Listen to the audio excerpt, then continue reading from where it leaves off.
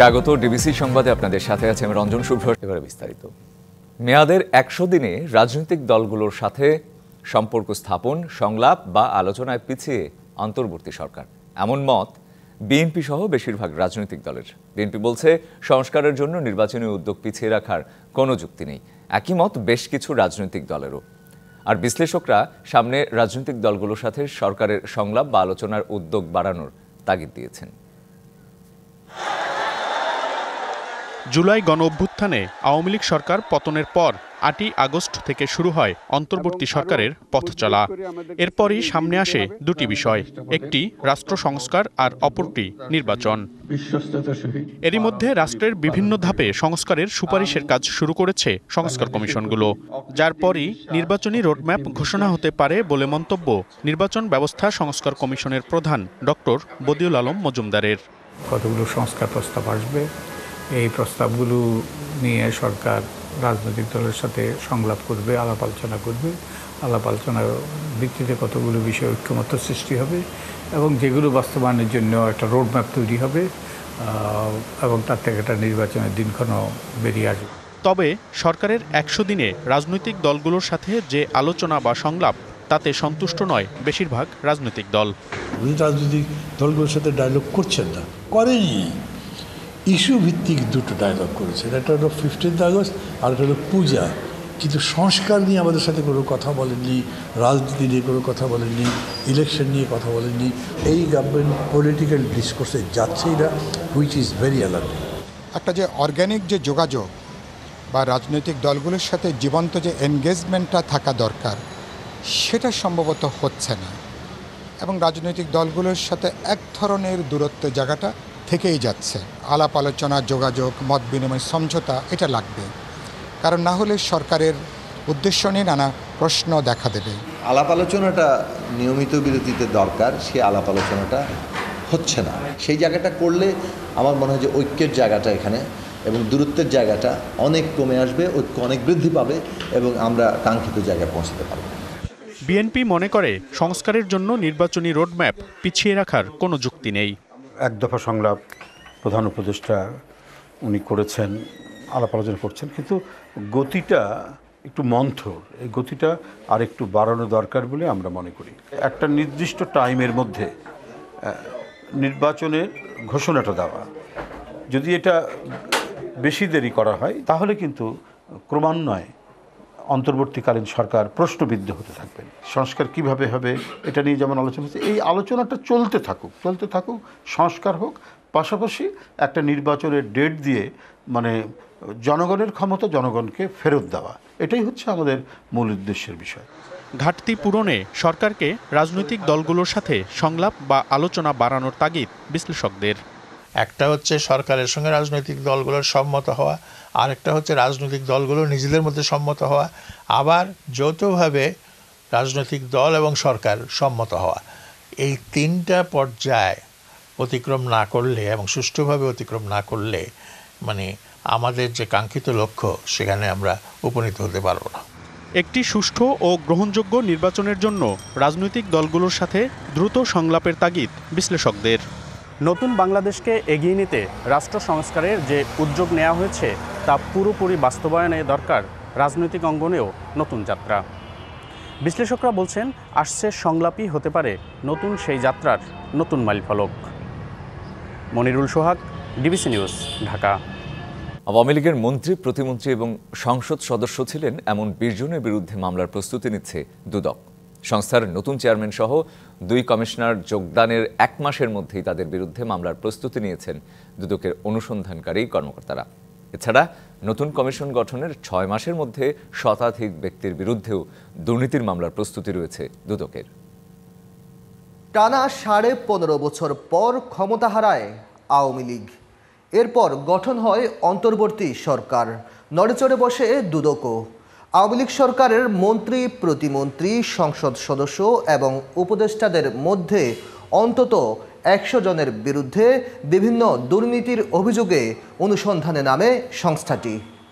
অন্তর্বর্তী সরকারের ১০০ দিনে আওয়ামী লীগের সাবেক মন্ত্রী এমপিদের মধ্যে এখন পর্যন্ত মাত্র একজনের বিরুদ্ধে মামলা করতে পেরেছে দুদক। তিনি সাবেক স্বরাষ্ট্রমন্ত্রী আসাদুজ্জামান খান কামাল। দুদকের অনুসন্ধান সংশ্লিষ্টরা জানিয়েছেন, দুর্নীতির অভিযোগের অনুসন্ধান শুরু হওয়ার পরপরই চাইলেই মামলা দেয়া যায় না। অনুসন্ধানকারী কর্মকর্তা দালিলিকভাবে দুর্নীতির প্রমাণ দিতে পারলেই কমিশনে মামলার সুপারিশ করে প্রতিবেদন পেশ করতে পারেন। দুদকের দায়িত্বশীল সূত্র জানিয়েছে, আওয়ামী লীগের সাবেক মন্ত্রী, প্রতিমন্ত্রী এবং সংসদ সদস্য ছিলেন এমন অন্তত ২০ জনের বিরুদ্ধে অবৈধ সম্পদ, অর্থ পাচার সহ বিভিন্ন দুর্নীতির অভিযোগে মামলার প্রস্তুতি নেওয়া হচ্ছে। দুদকের নতুন কমিশন গঠনের পর প্রথম ধাপে যাদের বিরুদ্ধে মামলা হতে পারে এমন মন্ত্রী, প্রতিমন্ত্রীদের মধ্যে রয়েছেন সাইফুজ্জামান চৌধুরী জাবেদ, জাহিদ মালেক, সম রেজাউল করিম, ডাক্তার দীপুমণি, উপাধ্যক্ষ আব্দুস শহীদ, জাকির হোসেন, নসরুল হামিদ বিপু, জাহিদ আহসান রাসেল এবং জুনাইদ আহমেদ পলক। এছাড়া আওয়ামী লীগের সাবেক যেসব এমপির বিরুদ্ধে মামলার সুপারিশ করে প্রতিবেদন জমা দেয়া হবে তাদের মধ্যে রয়েছেন মির্জা আজম, নিজামুদ্দিন হাজারি, শফিকুল ইসলাম শিমুল, সুলাইমান হক জোয়ারদার, নাইমুর রহমান দুর্জয়, ইকবালুর রহিম, ডাক্তার মনসুর রহমান, হাসানুর রহমান রিমন, নুরুন্নবী চৌধুরী শাওন এবং বেনজির আহমেদ। দলিল প্রমাণাদি সংগ্রহ শেষে তারা প্রতিবেদন দাখিল করবেন কমিশনের নিকট এবং কমিশনের অনুমোদন ক্রমে পরবর্তীতে এই বিষয়ে ব্যবস্থা নেওয়া হবে। অনুসন্ধান সংশ্লিষ্টরা জানিয়েছেন, দুদকের নতুন চেয়ারম্যান এবং ২ কমিশনার যোগদানের পর মামলার সুপারিশ করা প্রতিবেদন কমিশনে পেশ করবেন। এরপর আওয়ামী লীগের মন্ত্রী, প্রতিমন্ত্রী, সংসদ সদস্য এবং উপদেষ্টাদের বিরুদ্ধে ধাপে ধাপে মামলা করবেন তারা। Aditya Rafat, DBC news, Dhaka. দ্রব্যমূল্যের ঊর্ধ্বগতিতে নাভিশ্বাস সাধারণ মানুষের চড়া দামে বিক্রি হচ্ছে নতুন আলু, ফুলকপি, শিম ও পেঁয়াজ সহ অনেক পণ্যই। আরও জানাতে নরসিংদীর বেলাবো উপজেলার বারুইচা পাইকারি বাজার থেকে সরাসরি যুক্ত হচ্ছেন সহকর্মী তোফায়েল আহমেদ স্বপন, এবং আমাদের সাথে আরও যুক্ত হয়েছেন কুড়িগ্রাম থেকে সহকর্মী ওয়াহিদুজ্জামান তুহিন। আমি প্রথমেই যাচ্ছি তোফায়েল আহমেদ স্বপন আপনার কাছে। স্বপন, যেটি হচ্ছে আমরা জানি যে বাজারের পরিস্থিতি, নতুন যেই সবজি সেটিরও দাম বেশি, কারণটা কি বলছেন? মানে পাইকারি বাজারের চিত্রটা আসলে কেমন? পাইকাররা এবং যারা সরবরাহকারী ব্যবসায়ী তারা কি বলছেন, আসলে কেন বাড়ছে বাড়তি দাম? আপনি যেমনটা জানাচ্ছিলেন যে আপনাকে প্রথমে জানিয়ে রাখি যে নরসিংদীতে এবছরও প্রায় ১৫০০ হেক্টর জমিতে কিন্তু মৌসুমী সবজি আবাদ হয়েছে। তাছাড়া কিন্তু প্রতি মৌসুমে কিন্তু ঢাকা সহ দেশের বিভিন্ন স্থানে প্রায় ৭০ ভাগ চাহিদা মিটিয়ে থাকে এই নরসিংদী সবজি। অথচ এই নরসিংদীর সবজির পাইকারি বাজারে কিন্তু এখন টালমাটাল অবস্থা। এর অন্যতম কারণ হচ্ছে বিগত সময়ে অতিবৃষ্টির কারণে কিন্তু একাধিকবার নরসিংদীর এই চাষাবাদ ব্যাহত হয়েছে, যে কারণে কিন্তু এখন যে সকল সবজি আছে সেগুলি উত্তরবঙ্গ কিংবা দেশের বিভিন্ন স্থান থেকে এই বাজারে নিয়ে বিক্রি করছে, যে কারণে একটি সিন্ডিকেট কাজ করতেছে, যার কারণেই কিন্তু আসলে সবজির বাজারে এমন পরিস্থিতি। আমরা স্থানীয় কৃষকদের সাথে কথা বলছি, তারা কিন্তু জানিয়েছেন তাদের যে গুটি কয়েকটি সবজি রয়েছে, লাউ, ঢেঁড়স, বিভিন্ন শাকসবজি, ধনেপাতা, এগুলি কিন্তু এখানকার স্থানীয় হিসেবে এখন বেচাকেনা হচ্ছে, এগুলির দাম স্বাভাবিক রয়েছে। তবে অন্যান্য জেলা থেকে যেগুলো এসে এখান থেকে পাইকারি যে আড়তদাররা বিক্রি করছে সেটির কারণে কিন্তু এখানকার যে টালমাটাল অবস্থা সেটি কিন্তু অবস্থান বিরাজমান করছে বলতে কিন্তু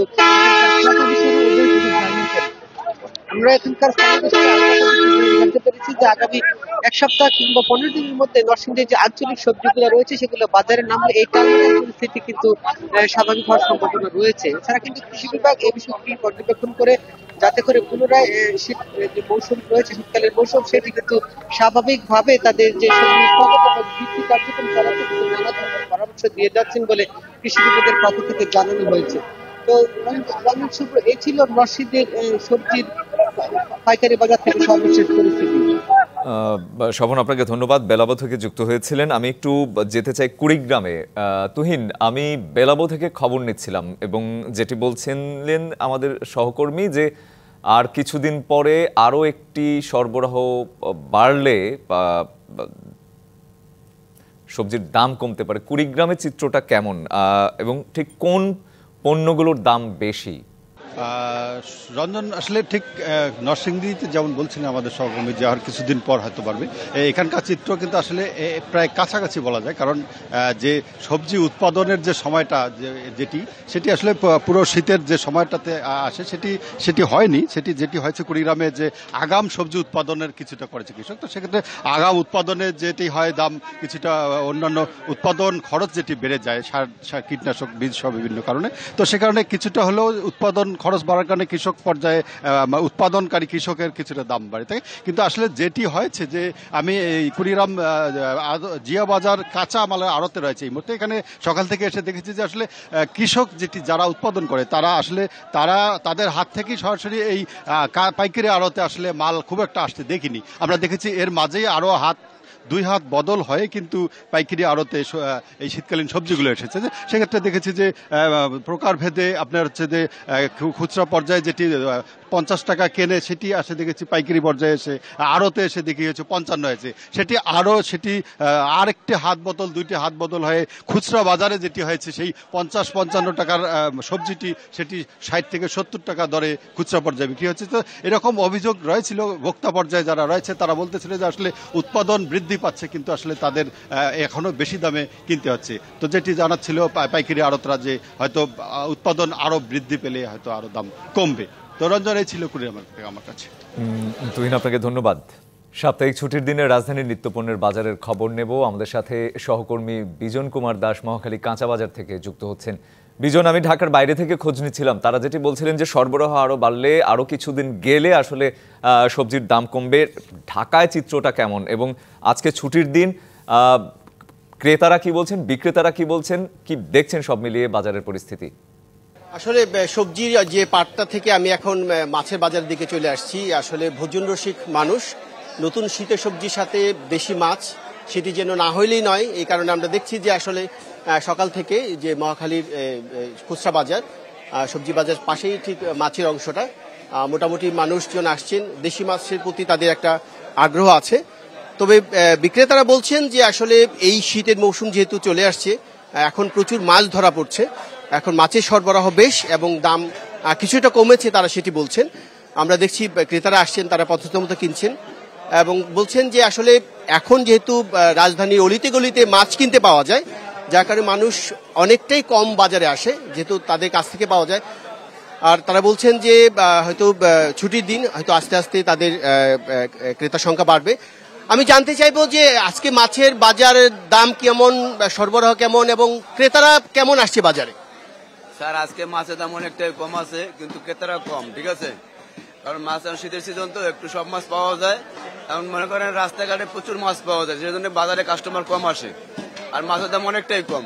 মাছের দাম অনেকটা কমেছে। আমি যদি দেশি মাছই এখানে বিক্রি হচ্ছে, আমি যদি জানতে চাই আপনার কাছে জানতে চাইবো যে মাছের দাম কেমন একটু বলবেন যে আপনি এসেছেন এখানে? না, মাছ তো এখন নিলাম মাত্র, দেখলাম তো গত সপ্তাহ থেকে একটু রিজনেবল আছে, গত সপ্তাহ থেকে একটু কম। আসলে তারা বলছেন যে মাছের দাম বেশ কিছু কমেছে, সরবরাহ বেশ বেড়েছে শীতের সময়, এই কারণে।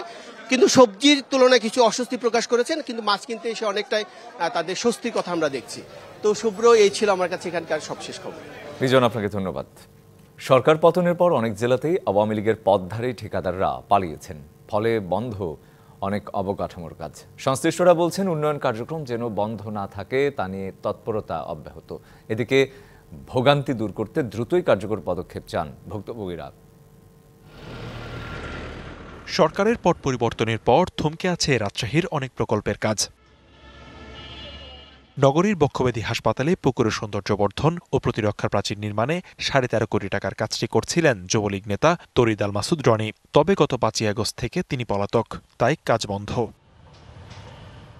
2 নামে 7টি কাজ ছিল রনির কাছে। একইভাবে আওয়ামী লীগ নেতা মোখলেসুর করছিলেন 6টি কাজ। 5 আগস্টের পর বেশ কিছু রাস্তার ও ড্রেনের কাজ বন্ধ থাকায় দুর্ভোগে বাসিন্দারা। সরকার পদত্যাগ করেছে, তার জন্য কাজকাম বন্ধ, ঠিকাদারও পালিয়ে গেছে। এখানে মানুষ যে বসবাস করছে বা দোকানপাট হচ্ছে, একটা কর্মসংস্থান হতো। এই অবস্থায় নতুন ঠিকাদার নিয়োগের কথা ভাবছে সিটি কর্পোরেশন। যদি কোনো ঠিকাদারকে পাওয়া না যায়, তার বিরুদ্ধে নোটিশ আরোপ করে বাকি টেন্ডারে যতটুকু ছিল বাকিটুকু পেমেন্ট যে অনুযায়ী নিষ্পত্তি করা দরকার সেই অনুযায়ী নিষ্পত্তি করে তাদেরকে বাদ দিয়ে নতুন করে রিটেন্ডার করা হবে। আওয়ামী লীগ সরকারের পতনের পর বন্ধ খুলনা মহানগরীর প্রবেশদ্বার গল্লামারী সেতুর কাজ। 4 লেন সড়ক হলেও ময়ূর নদীর ওপর 2টি সেতুর একটিও নির্মাণ শুরু হয়নি। এর মধ্যে পুরনো একটি সেতু ভেঙে ফেলায় চাপ পড়ছে আরেকটি সেতুর ওপর। 68 কোটি টাকার প্রকল্প কবে শেষ হবে তা নিয়ে দেখা দিয়েছে শঙ্কা। সরকারের কাছে অনুরোধ যে তাড়াতাড়ি একটা জরুরি জিনিস এটা যেন তাড়াতাড়ি করে দেয়। ব্রিজটা তো কাজ এরকম ফেলানো রয়েছে, এখন সরকার তো কাজের দিকে কোনো মূল্যায়ন করতেছে না। সড়ক বিভাগ বলছে নান্দনিক এই সেতুর নির্মাণে ইস্পাতের কাজ চলছে ময়মনসিংহে। উপরের দিকে যে স্ট্রাকচারগুলো এগুলো এক জায়গায় তৈরি করে ম্যানুফ্যাকচার করে তারপর অনেকটা সেটিং করে নিয়ে এখানে সাইডে নিয়ে আসবে, পরে এখানে ওটা সেট করবে আর কি। উন্নয়ন কাজ ব্যাহত বরিশালেও। নগরীর 30টি ওয়ার্ডে 431 কিলোমিটার সড়ক সহ ড্রেনেজ নির্মাণ ও সৌন্দর্য বর্ধনের কাজ থমকে আছে। 268 কোটি টাকার প্রকল্পের কাজ ঠিকাদাররা বন্ধ রাখায় বিপাকে স্থানীয়রা। আমার দোকানপাট যেখানে যা সব একটা নদী বানাই হয়ে গেছে, সবগুলানে জাম পরে, কেউ লেট হয়, কেউ কাইতে পরে। এখান থেকে ঠিকাদার পালাই গেছে, সিটি কর্পোরেশনকে অবহিত করছি, কিন্তু তাদের কোনো পদক্ষেপ এ পর্যন্ত দেখা যাচ্ছে না। সিটি কর্পোরেশনের কর্মকর্তা আশ্বাস দিলেন এই সমস্যা দ্রুত সমাধানের। কাজগুলো সবগুলো শুরু করা আছে, সবগুলাই পর্যায়ক্রমে কাজ সবগুলো হয়ে যাবে। আমরা আশা করতেছি যে আমাদের এই ভোগান্তি যেটা আছে এটা থাকবে না। রংপুরে উন্নয়ন প্রকল্পের কাজ থেমে না থাকলেও তা চলছে ধীরগতিতে।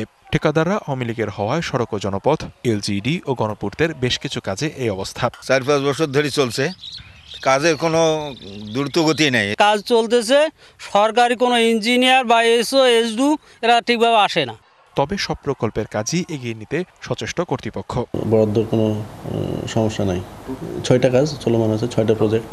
না, ঠিকাদাররাই করতেছে, তারা কোনো রাজনৈতিক ইয়ার সাথে জড়িত না, এরা হলো ঠিকাদার এবং তারা কাজগুলো চলমান আছে। পরিবর্তিত পরিস্থিতিতে রংপুর সড়ক জোনের আওতায় সমস্ত কাজগুলোই চলমান আছে এবং আগামী এই অর্থ বছরে আমরা 2টা প্রকল্প শেষ করার আমাদের পরিকল্পনা আছে। ভোগান্তি কমাতে উন্নয়ন প্রকল্পগুলোর কাজ দ্রুত শেষ করতে তদারকি বাড়ানোর দাবি ভুক্তভোগীদের। লিখনকান্তি ভৌমিক, ডিবিসি নিউজ ডেস্ক। প্রতিষ্ঠার 46 বছরে পদার্পণ করল কুষ্টিয়ার ইসলামী বিশ্ববিদ্যালয়। 1979 সালের এই দিনে কুষ্টিয়া ঝিনাইদহের মধ্যবর্তী শান্তিডাঙ্গার দুলালপুর নামক স্থানে যাত্রা শুরু হয় বিশ্ববিদ্যালয়টির। 3টি বিভাগ দিয়ে যাত্রা শুরু করলেও বর্তমানে 8টি অনুষদের অধীনে 36টি বিভাগ চালু আছে। তবে প্রতিষ্ঠার এত বছরেও প্রতিষ্ঠানটিতে রয়েছে নানা ধরনের সংকট। আছে সেশন জট, পর্যাপ্ত শ্রেণীকক্ষের অভাব, গতানুগতিক ধারার শিক্ষা কার্যক্রম, সনদ উত্তোলনে ভোগান্তি, শিক্ষক রাজনীতি, একাডেমিক ও প্রশাসনিক কাজে ডিজিটালাইজেশনের অভাবও রয়েছে। উত্তরের জেলা দিনাজপুরে সময়ের সাথে বাড়ছে শীত মোকাবেলায় তাই লেপ তোশকের দোকানে ক্রেতাদের ভিড়, একই সাথে কারিগরদের কর্মব্যস্ততাও বেড়েছে। তবে গতবারের চেয়ে এবার লেপ তোশকের দাম বৃদ্ধি পাওয়ায় ক্ষুব্ধ ক্রেতারা। অন্যদিকে বিক্রেতারা বলছেন উপকরণের দাম বাড়ায় বেড়েছে লেপ তোশকেরও দাম। উত্তরের জেলা পঞ্চগড়, ঠাকুরগাঁও ও দিনাজপুরে বরাবরই শীত মৌসুমের স্থায়িত্ব একটু বেশিই হয়। প্রতিবছর উত্তরাঞ্চলবাসী নভেম্বরের শুরুতেই উত্তরের হিমেল হাওয়ার পরশ পেলেও এবার তা অনুভব করছে মাসের মাঝামাঝিতে। তবে শীত বরণের প্রস্তুতির রয়েছে তোড়জোড়। শীতের দিনে উষ্ণতা পেতে লেপ তোশকের দোকানে ছুটছেন ক্রেতারা। কর্মব্যস্ততাও বেড়েছে কারিগরদেরও। গরিব মানুষ তো আর বানাইতে পারে না, কারণ যে আপনার একটা লেপ বানাইলে 1400-1500 টাকা লাগে। শীত বাড়লে তো কাজের চাপ বাড়বে, চাহিদা মোটামুটি আছে, কাজ হচ্ছে, আরো সামনে আরো শীত পড়লে আরো কাজ হবে। এদিকে ক্রেতাদের অভিযোগ, অন্যবারের তুলনায় এবার দাম অনেক বেশি। ঠান্ডাতে মনে করেন এখন লেপ না বাড়ালো তো হয় না, বাচ্চা কাচ্চা নিয়ে পয়সাও খোলা না, প্রতি জিনিসের দাম বেশি। দামটা আমাদের কাছে বেশি মনে হচ্ছে গত বছর তুলনায়। বিক্রেতারা বলছেন উপকরণের দাম বাড়ায় তাদেরও বাড়াতে হচ্ছে পণ্যের দাম। জিনিসপত্রের যে দাম, এবার মানুষ কাস্টমার নিতে আসতেছে, আসে ঘুরে যাচ্ছে। জিনিসের দাম যদি একটু কমে তাহলে কাস্টমার আরও বাড়বে। প্রকারভেদে লেপের দাম পড়ছে সর্বনিম্ন 1000 থেকে সর্বোচ্চ 3000 টাকা পর্যন্ত। DBC news desk. ইউক্রেনে নতুন ক্ষেপণাস্ত্র ব্যবহার করে হামলার মধ্য দিয়ে এবার পশ্চিমাদের কড়া হুঁশিয়ারি দিল রাশিয়া। রুশ প্রেসিডেন্ট ভ্লাদিমির পুতিন বলেছেন, যুক্তরাষ্ট্র এবং যুক্তরাজ্যের দেয়া দূরপাল্লার অস্ত্র ব্যবহার করে রাশিয়ার অভ্যন্তরে ইউক্রেনের চালানো হামলার প্রতিক্রিয়ায় এই হামলা। আরও বলেন, ইউক্রেন যুদ্ধ বৈশ্বিক সংঘাতে পরিণত হচ্ছে।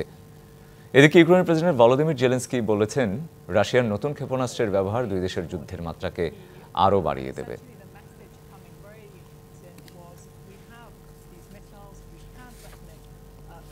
এই ছিল এখনকার মতো। ডিবিসি নিউজের সংবাদগুলো পড়তে ভিজিট করুন ডিবিসি নিউজ.tv। আরও ভিজিট করুন ডিবিসি নিউজের ফেসবুক পেজ এবং ইউটিউব চ্যানেল। সঙ্গে থাকুন।